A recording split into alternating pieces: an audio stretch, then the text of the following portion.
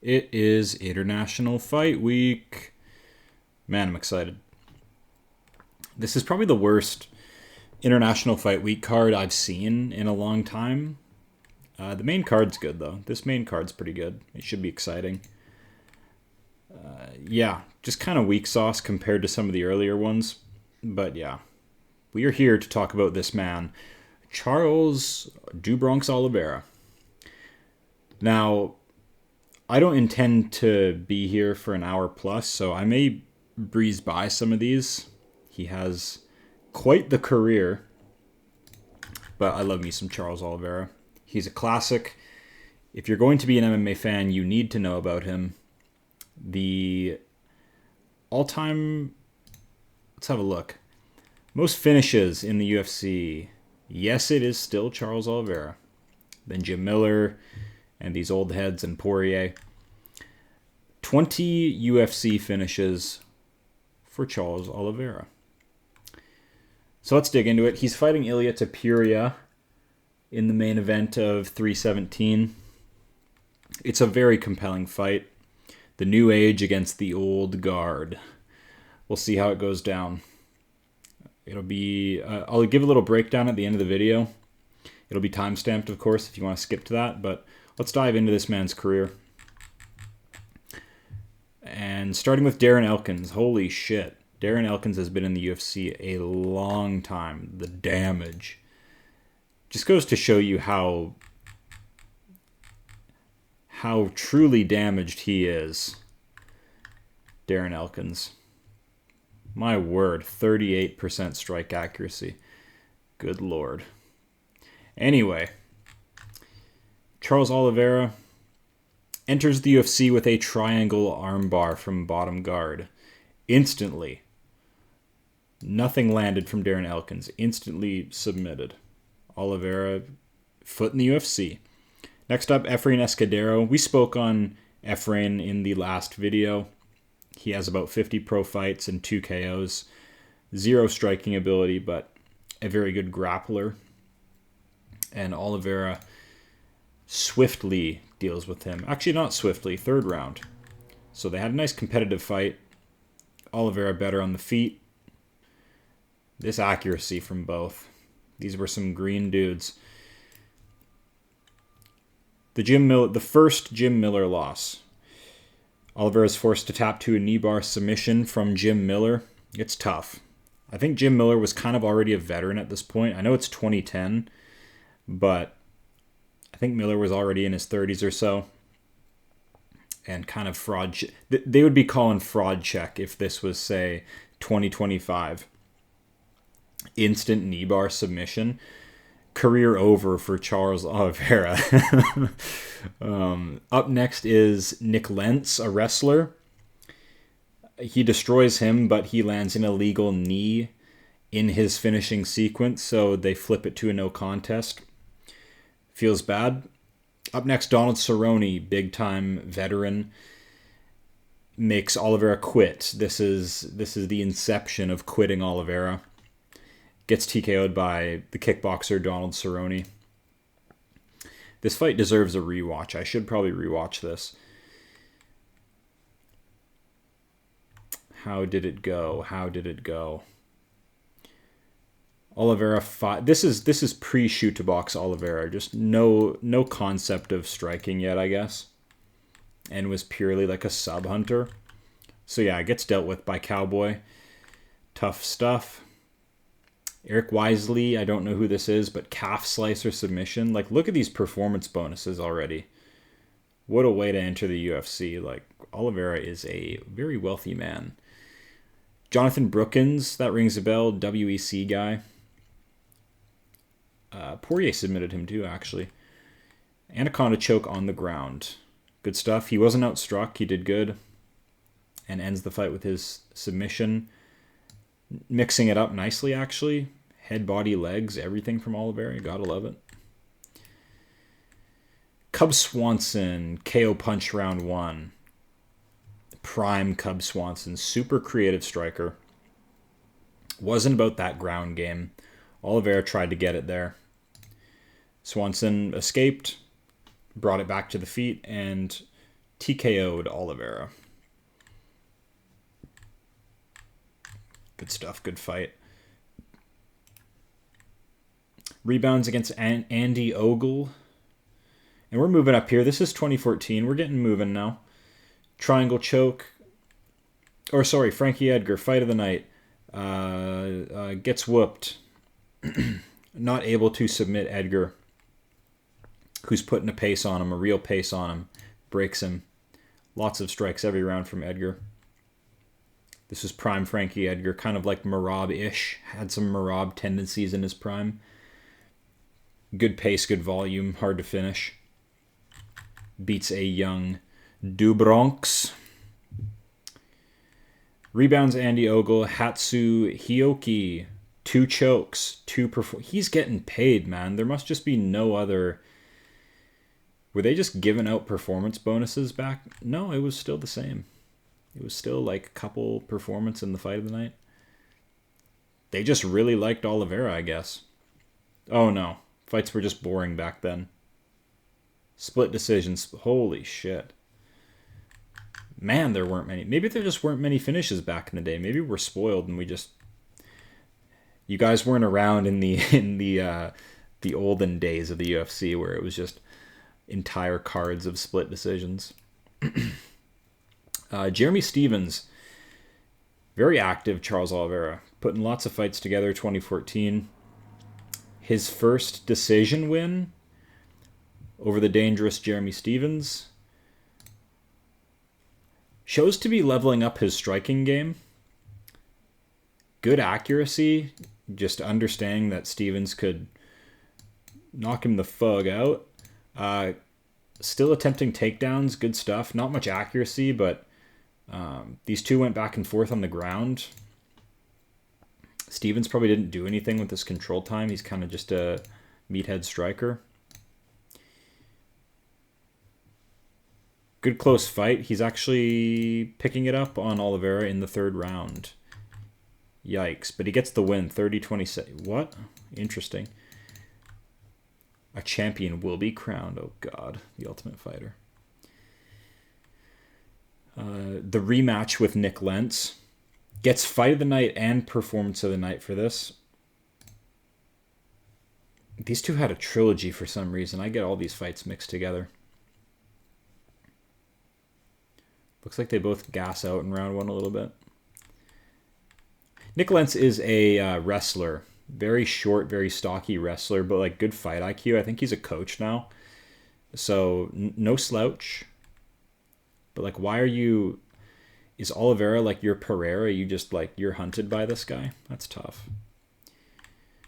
So Oliveira, rebuilding, putting together a win streak. Getting over these humps. Gets Holloway. Gets a young Holloway. Who takes him out in the 1st round with that sort of neck injury, esophagus injury. Holloway sort of lands a combination and Oliveira can be seen holding his neck. Shoulder injury. Yeah, we had like a dislocation or something funky. So yeah, injury. Not a good look. We can let it go. It's Holloway. It was a young prime Holloway. Crazy volume. Animal. But yeah, unfortunate set of circumstances for Oliveira. Bounces back with a round 1 sub over Miles Jury. Wipes away the loss. Then draws Anthony Pettis. We're moving on up to... These were the ranked guys at the time. Pettis, Lamas. Guillotine chokes back-to-back. That's pretty damn concerning. Pettis. Yeah, Pettis used to be good, though.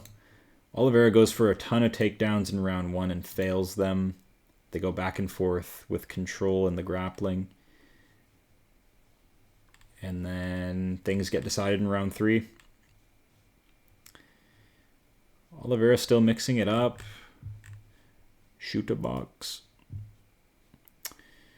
Ricardo Lamas. Now that's interesting because he was kind of the bully. I was never big on Lamas. He seemed very basic, but yeah, lots of total strikes. Little pitter patter from Oliveira here, but like just a fight with nothing in it really. They must have been Yeah, doing a lot of grappling, I guess. Lama staying safe while Oliveira controls him. Almost everything to the head, probably just a little pitter-patter. And then I guess sticks his head in a guillotine choke and loses. So no good. Back-to-back finish losses for Oliveira. Draws Will Brooks in the move up to 155. Now things change. 2017. We're in the 200s now. Rip Rumble Johnson. Instantly defeats Will Brooks, who was a Bellator champion. Real good look. Will Brooks is kind of like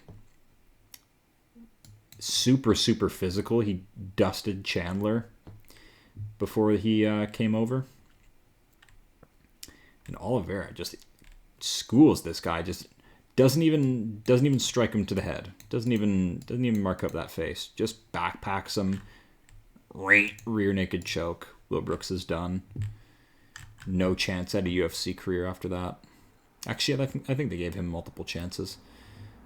But yeah, great win. Great debut for lightweight.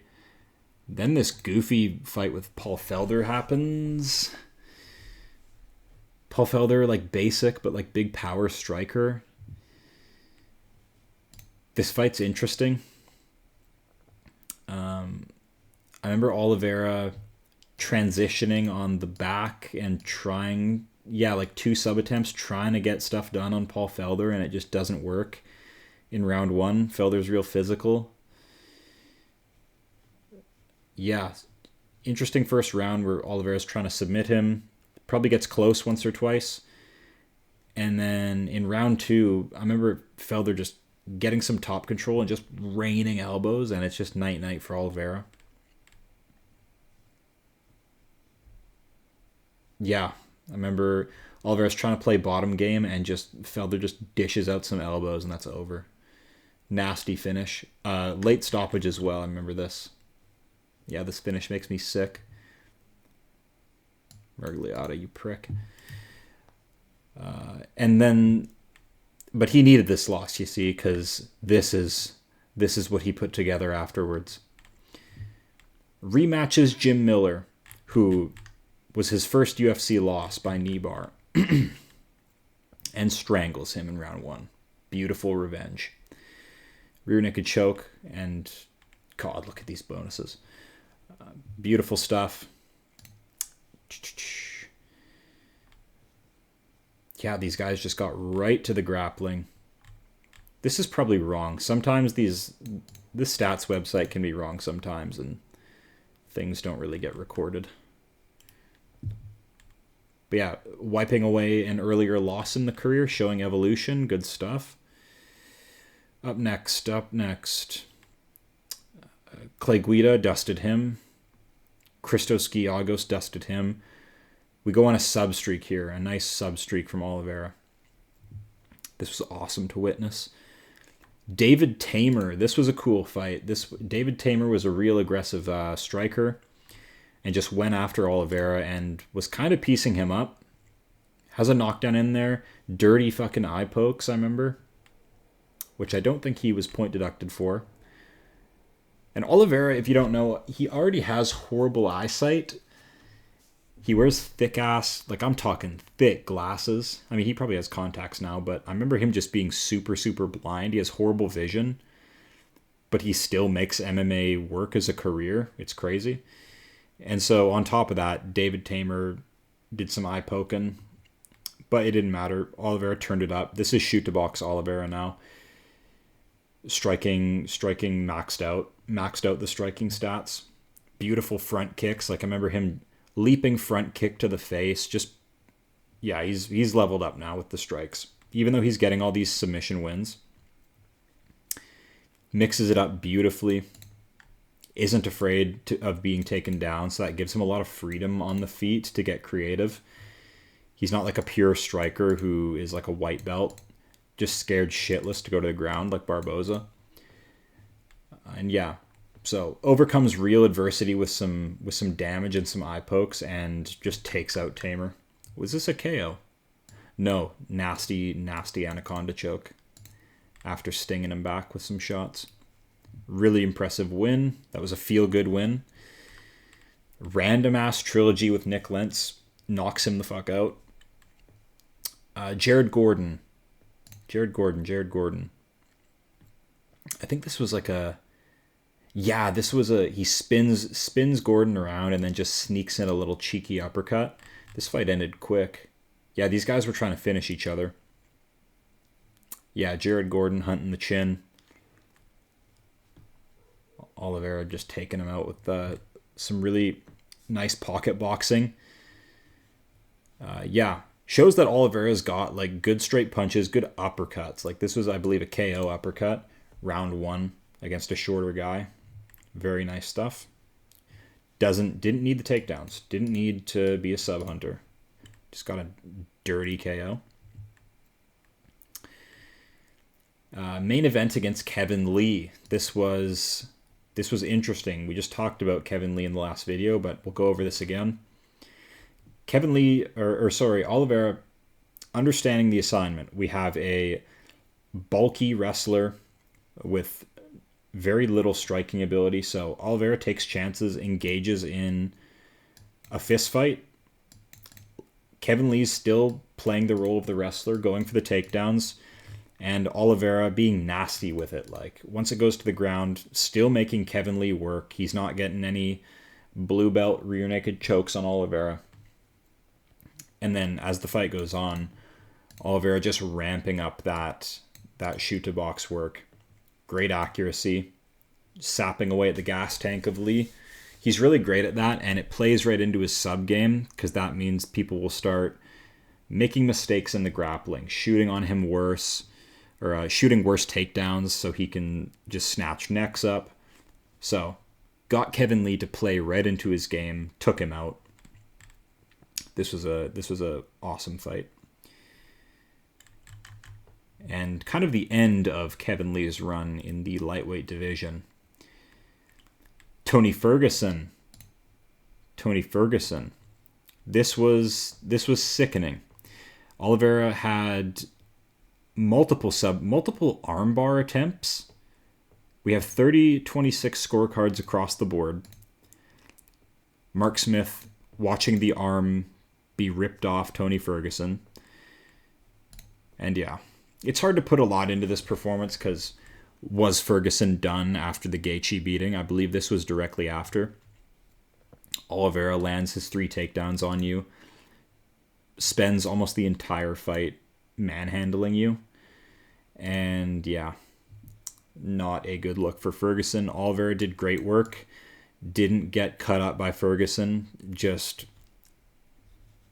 did great work in the grappling and put some dirty sub attempts on Ferguson, who didn't tap. I think he would have been submitted in round 2. I think it was round 2. He was trapped in an armbar and Ferguson got saved by the bell. But yeah, Oliveira took Ferguson down, who's a very scrambly guy, very, very high like BJJ IQ from Ferguson, but it was no problem for Oliveira. Chose to play the role of the wrestler and just wrestle Ferguson down and then just run your game on him. Like nearly 12 minutes of control time and some wicked sub attempts. Like, you did your job.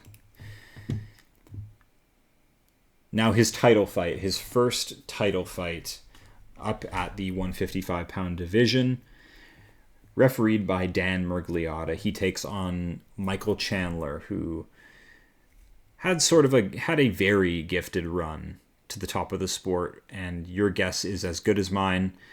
But now it's Oliveira's job to take him out and capture the title. First round does not look good for him. Looks like he can't strike for shit. Chandler crashes forward and lands some serious power.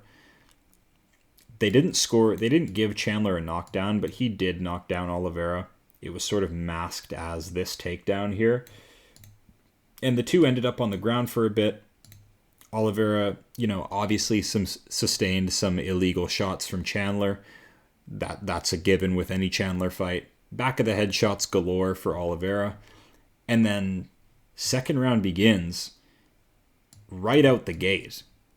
Just check left hooks. Michael Chandler knocks him out, chases him around the cage, knocks out Chandler, wins the 155-pound title. Du Bronx. This was a good fight. Because he did get his ass beat in the first round and then bounced back. You'd love to see that.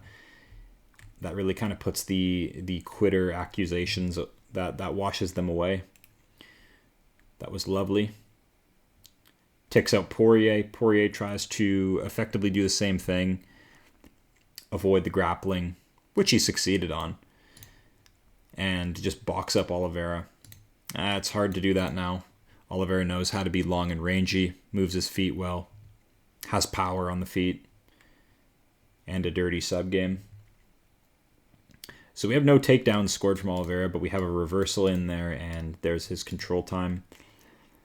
Poirier having success with the boxing, standing in a southpaw stance, but being right hand heavy, was able to drop Charles Oliveira with a hook.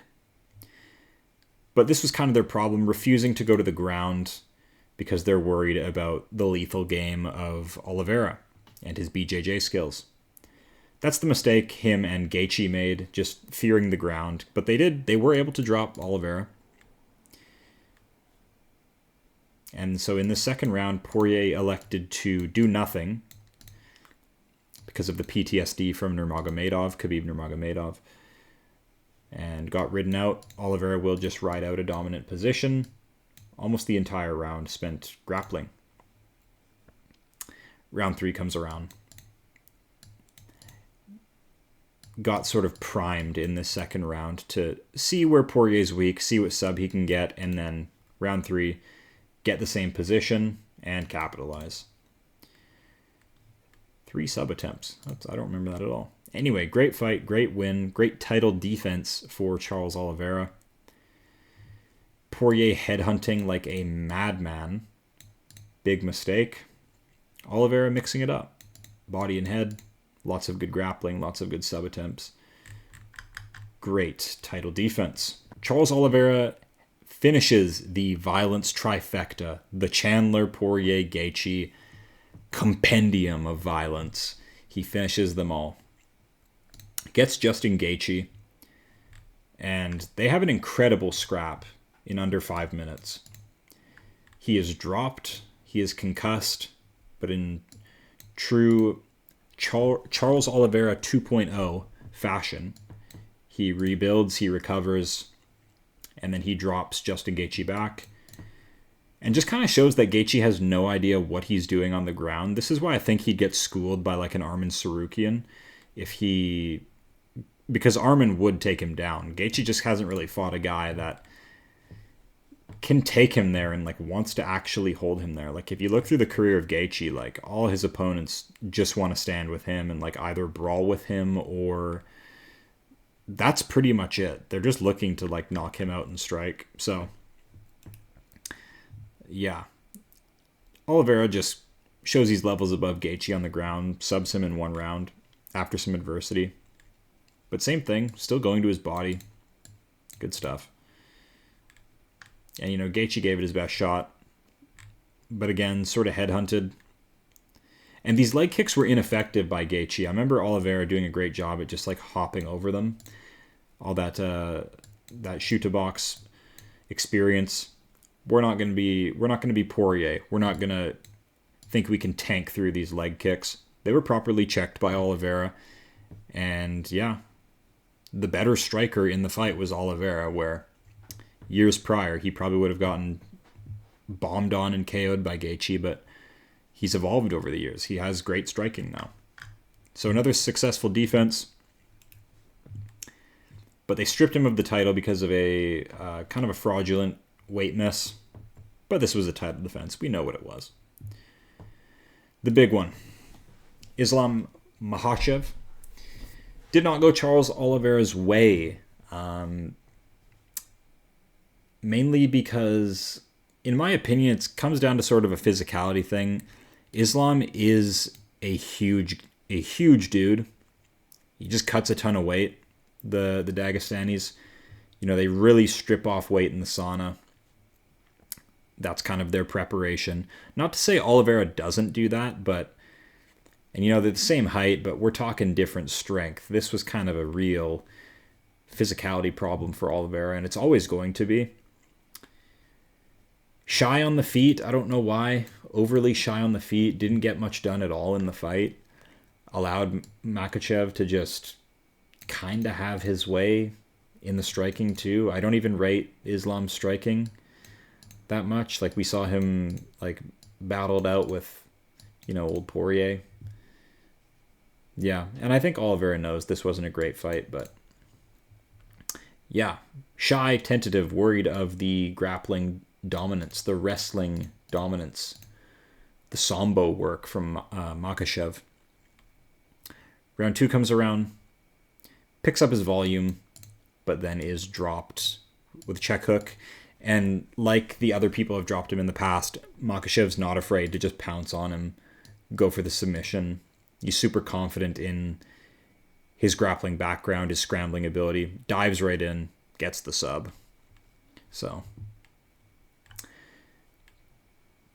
it's interesting to think if we'll see a similar thing happen with Oliveira and Topuria. If Topuria lands a check hook and Oliveira goes down, will Topuria engage? Because you think he should with his grappling base. It's just, is he thirsty for a KO? Is he confident down there with a half-concussed Oliveira? Is he afraid to be wrapped up in a triangle choke or something like this, or getting reversed? It's interesting. But Islam's a big, strong guy, has a lot of confidence in his grappling, so he jumps into Oliveira's world and chokes him out. Because Oliveira can be choked out. He's been choked out early in the career. And Makhachev showed it can still happen again. 0 leg kicks from both. Just managing each other on the feet. Yeah. Oliveira loses his title. And the Islam reign begins. But bounces back in Canada. Bounces back in Vancouver. With a dirty KO of Beneil Dariush. Head kick and barrage of punches. I don't think Beneil was really out, but just kind of a good barrage from Oliveira. Nice proper TKO. You'll love to see it. Just came in correct. Came in correct and confident with the striking. Love this accuracy. And it's, you can have your opinion of where Beneil Dariush is at in his career if he's an old head. I know he's full of gray hairs, but Dariush is a good test. He's a good guy. So phenomenal bounce back there in Canada. And UFC 300, he drew Arman Tsarukyan. Kind of like the number 2 guy of lightweight, in my opinion. Or number 2, number 3. Arman's good. The physicality's off the charts. Good composure. All that kind of stuff. And he ran into some tricky spots here with Oliveira. Getting caught in 4 subs, but just being like a physical demon and just bucking out of them, escaping them. Yeah, Arman's a bit of a problem. But yeah, got a lot of work done with the striking. Oliveira just kind of getting fucking manhandled, which is the problem. He's content to just sort of be wrapped up and just be a noodle in the grappling and hunt for subs. He's still kind of a sub hunter at his core, which I don't like. Because he's got great striking. But this fight and the past shows that he can be overpowered. Real strong, confident grapplers, wrestlers, sambo guys, they will just manhandle him. And it's his job to look for subs and look for a finish. And so that's kind of what this fight was. Arman Tsarukyan maintaining a high level of composure, not fearing Oliveira's sub game, going right into it, being strong, being aggressive, winning with ground strikes, basically. Yeah, 46% distance, 46% ground. Yeah. People weren't a fan of it. It was UFC 300. Arman looks like he's getting his head squeezed off in submissions and then kind of just like pitter-patters Oliveira on the ground. Busts him up with some ground strikes. Yeah. Not a great win. 2-1 Tsarukyan. Not the worst loss for Oliveira, but it just sucks. Split decision. Yeah, I can't complain about it. We get to Michael Chandler. Kind of a pointless rematch, but I think there are some benefits to this performance. This good win here. Fight of the night over Michael Chandler. Stayed composed. Came in correct. Didn't get bombed on by Chandler. No knockdowns either way. Just stayed composed. Did his striking game. Both had great accuracy. It's a good fight. Chandler kind of ramping it up in the 5th. Oliveira probably slowing down a little, but through the early rounds for the first 20 minutes, getting takedowns every round. It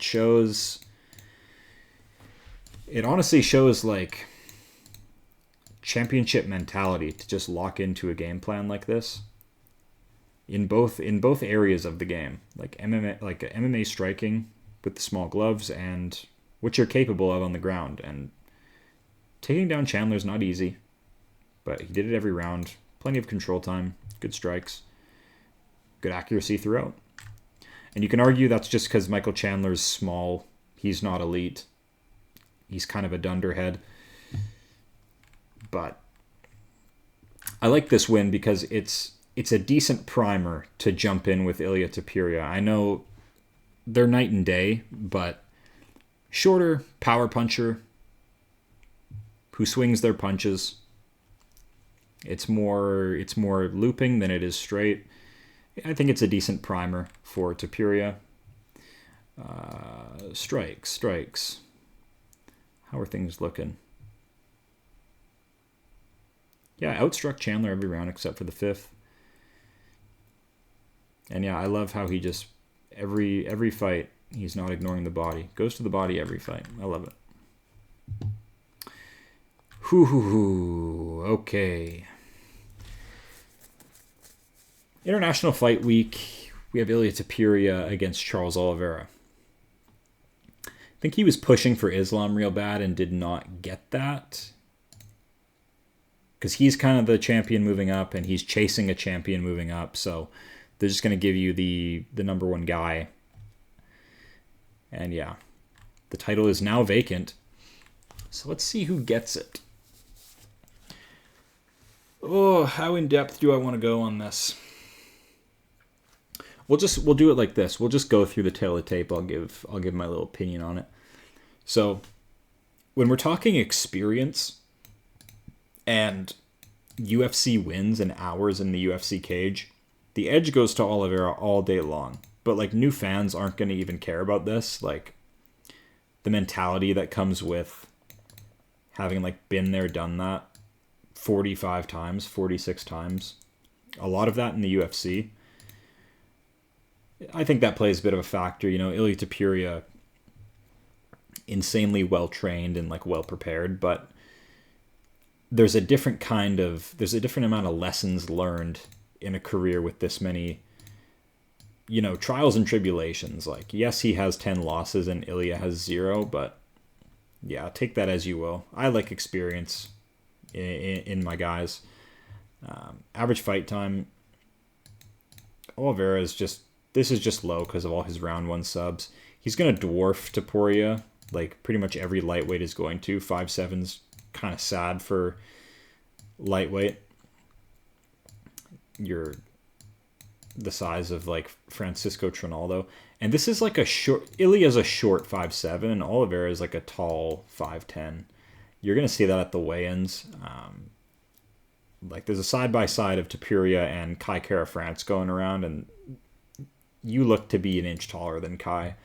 I'm not buying the 5'7" crap. Reach, 5 inches is pretty good. We'll see if Oliveira uses it. I mean, Ilia always finds a way to get inside, so I don't even care about the reach. Both orthodox. Topuria, the young guy, Oliveira, the old guy. I don't know, man. power is Oliveira's weakness, and that's Ilia's biggest strength, really. His whole style is built on chucking power. Like, he leans forward, kind of like... Ilia's posture just... Oh, it makes me sick. Just, like, hunched over... And his brother. Like, just hunched over like a grandma. But, like, it's because he's ready to wing power. And it works for him. So the front kicks will be there all day. All the push kicks, all that kind of stuff. Knees up the middle. It's all there for Oliveira all day long. It's if he can get it off without being countered or pressured into the fence. He said he wants to do a lot of walking forward. I wish they had a stat that showed, like, time spent on the front foot. Like, that seems hard to track, but I would love that. Like, time spent on the front foot, time spent retreating. Like, can that not be a stat? Anyway. This is kind of funny, this defense stat. Brutal. Yeah, I mean, we can look at the stats all day. We can get educated on the matchup, but yeah. My big thing is the records. Because Oliveira's been fighting the world's best for over a decade. Like, yeah, over a decade, definitely. Ilia's fought like 4 guys that I rate. So, yeah, it's interesting. It's interesting. Youth in the game is, like, your biggest advantage, you know, like, so it'll be a fun Saturday, though. You should get excited for it. Don't buy into all this, like, oh, the UFC's dead and everything. It's like, cards are going to be good. They're going to be bad. There's lots of elite guys on this card. And it's very top heavy with prospects and elite guys, so get excited for it. Oliveira is the fucking man. I know he's going to win. He better win. We can't keep seeing Ilia Topuria just parlay aura like this. It's starting to get real annoying. Just coming in and just tarnishing legacies. He can't do it to another one. It's not fair. I mean, it's the nature of it, the sport, but this happens all the time. It's just Ilia's kind of a shot caller, so it gets put all over the internet. It's everywhere. But, like, what a weak career compared to Oliveira's. As far as, like, resume goes, as far as longevity goes, like, yeah, it's very interesting. Yeah, let me know where you guys stand on Topuria. If you're a big fan, if you're kind of indifferent, if you think the resume's a bit overrated. And the same thing goes for Charles Oliveira. I don't expect you watching to have been around when he debuted against Darren Elkins when I was a young lad. But it's such a long career. Like, you tell me when you started watching UFC, MMA, and, like, when did you catch Oliveira? Because, like, he's had such a long career. If you started watching around his win streak, that's awesome. If you started watching him recently, you're going to see him lose to, like, these powerful wrestlers. But, yeah. He's an awesome guy. He's just an absolute maniac. And I love him. So if you're still watching the video, you are making this manifest. You are putting your heart and soul into the ether. And it will find its way to Charles Oliveira. He's going to win that belt. And he's going to retire on top. It's set in stone. He's going to beat Topuria by finish. Yeah, we'll see how it goes. We'll see how it goes. Oliveira's the man. Even if it's coming towards the end, he has left an incredible legacy. He has the most finish wins in the top promotion in the world as far as fighting goes. That is enough of an achievement. Nobody's ever coming close to this. They're all going to retire before they come close to 20. He's the man. He's the absolute man. All right, that's the end of the video. Thank you, guys.